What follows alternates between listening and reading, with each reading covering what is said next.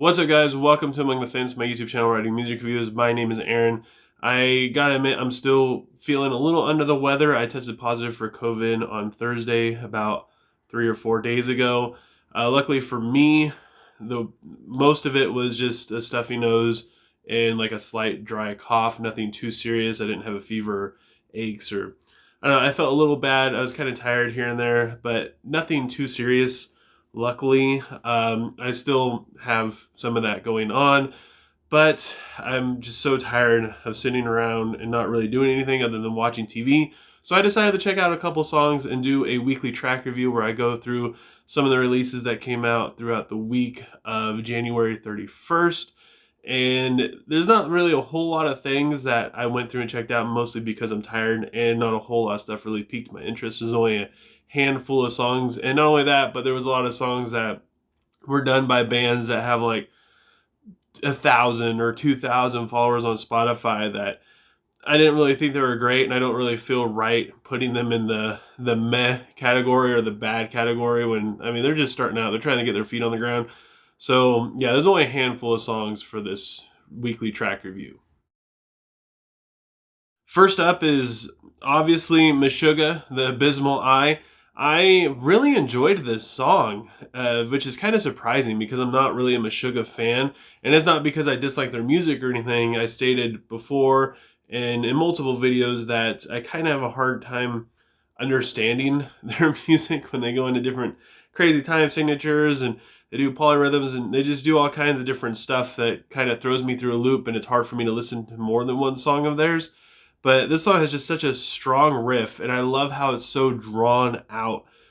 And it's not in like a boring, repetitive way either. I mean, there's probably about 45 seconds before we get any lyrics whatsoever. And then the vocals come in, they're just so fantastic. I was afraid that the music would cut out for the verses. It'd be like a numbed down version in the intro, but it was not. It just keeps going. And then there's like this little interlude section. It gets pretty crazy, and the guitar solo is kind of an example of why this band is kind of hard for me. Meshuggah they get kind of complex and stuff. Guitar solo isn't like super crazy, but when they go a little bit more in depth with something like that, it's too much for me. And the outro of the song was fantastic as well. Then we also have the track Web of Lies by Joshua Travis. This song is crazy dynamic. It's just got tons of chugs in the verses.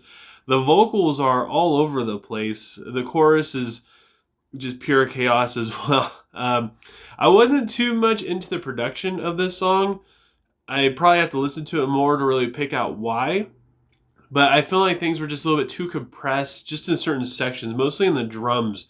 It just got a little too robotic sounding for me. I listened to it about 2 or 3 times, and after that, I was just it just wasn't pleasant to my ears overall. But it still is a great song. The solo in it is fantastic, super shreddy, and great phrasing throughout it. And the aggression that I was missing from Greyhaven's last single was completely met with Foreign Anchor. I mean, holy crap, this song has some strong Johnny Booth vibes to it. The guitar riff is super creative. The rhythm is all over the place. It's chaotic, and so are the vocals as well. There's just so much going on, but then it all comes together nicely in the chorus. The breakdown is a little jarring, but honestly, this whole song is.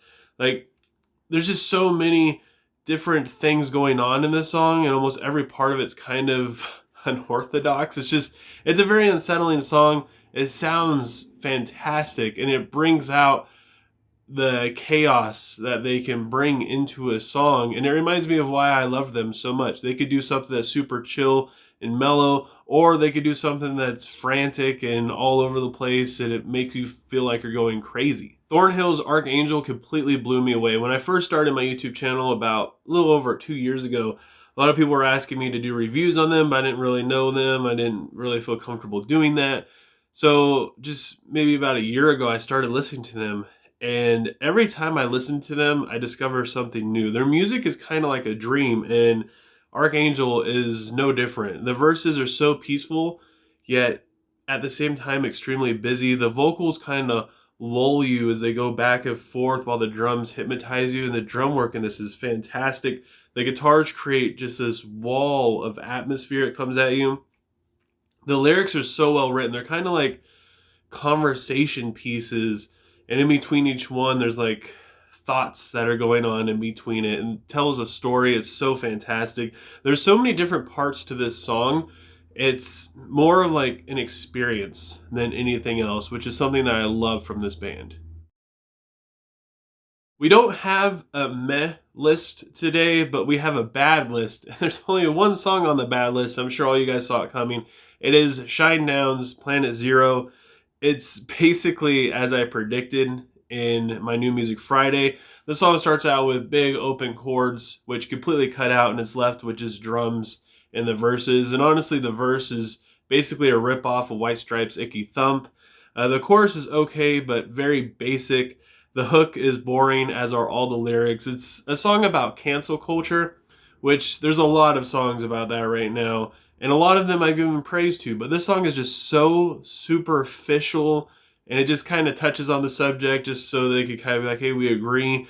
Falling in Reverse made a song basically exactly like this a couple weeks ago, and I gave it some praise because it touches more on personal issues that Ronnie Radke has gone through, and it has a little bit more of a charm to it. Even if Ronnie Radke has gone through some of this stuff, you don't really like him or agree with what he's singing about, whatever.